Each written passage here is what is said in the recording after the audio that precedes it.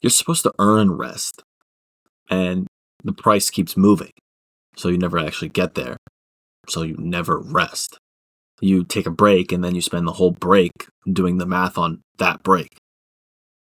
For example, it's 2 in the afternoon on a Saturday. Your laptop's closed on the coffee table about 3 feet from you, and your charger's still running across the floor wherever you step over it. And there's a plate on the cushion next to you with a little bit of crust from the pizza you heated up earlier.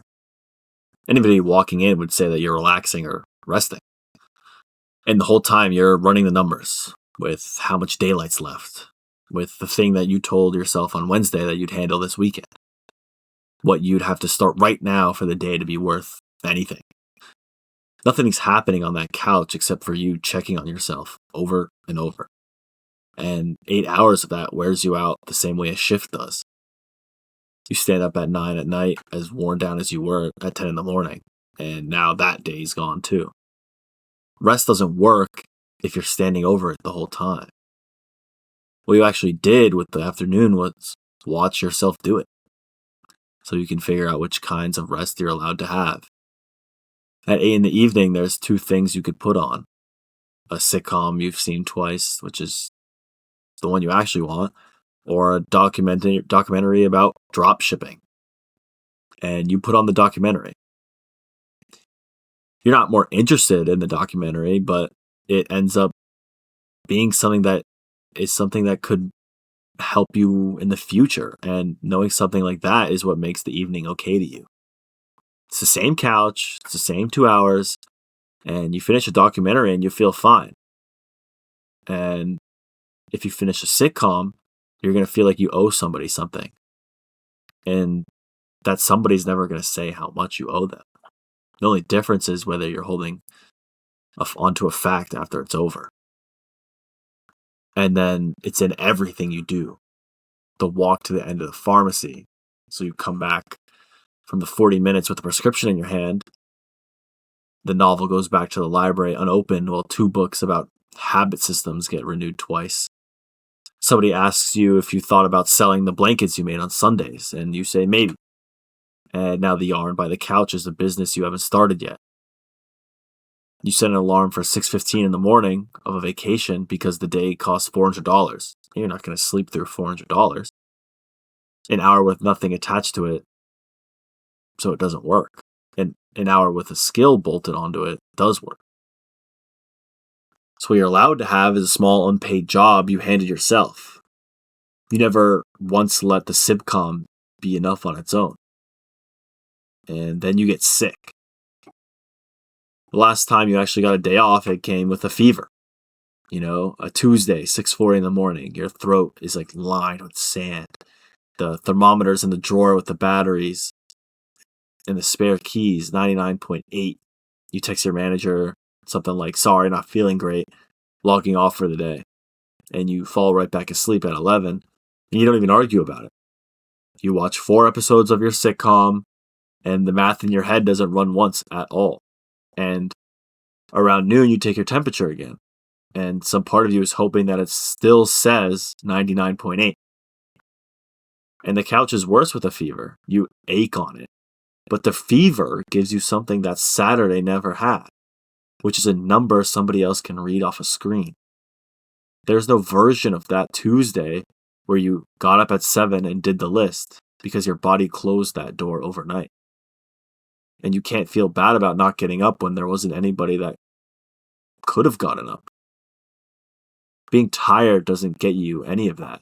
You can be wrecked on a Wednesday. The kind of wrecked where you grab the rail on the stairs you take every day. And it still doesn't buy you the afternoon because you're the only one saying you're tired and that you don't believe in yourself because you never have. So the closest thing you get to a day off is the one where your body took it for you without you asking for it. If the workload was the real problem, that Saturday would have worked at least once, but it never has. Cut your hours in half tomorrow, and by Friday the same thing's running again because it shrinks to fit whatever week you got. They asked me for the deck by Thursday, and you sent it by Wednesday night. That was the whole thing they wanted, and you beat it by a day.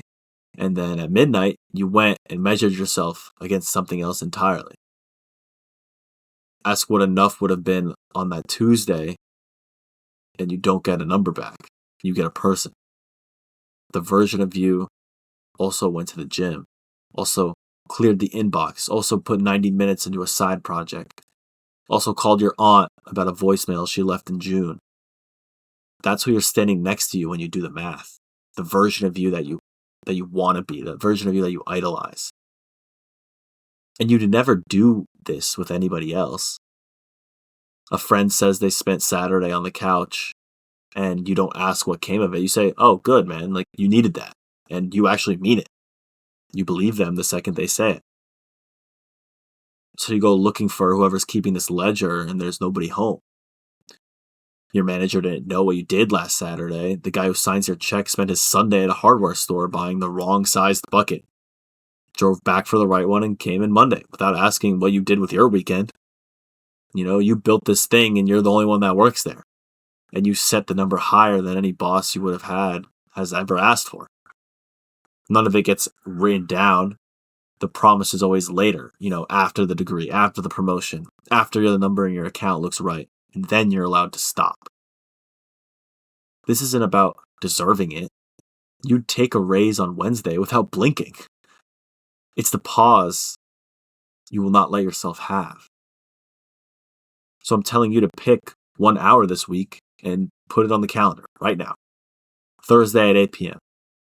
Put it in the same calendar the work's in, so it's got the weight of a meeting somebody else called. Spend it on your sitcom, the real one. Or a walk that doesn't end up anywhere other than right back at your door. You can even sit through the hour. Anybody can. The question is whether you get to Friday without making it pay for itself.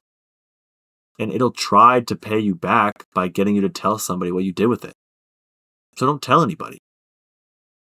And then somewhere in there, your head goes, you should probably move the laundry. And the answer is no.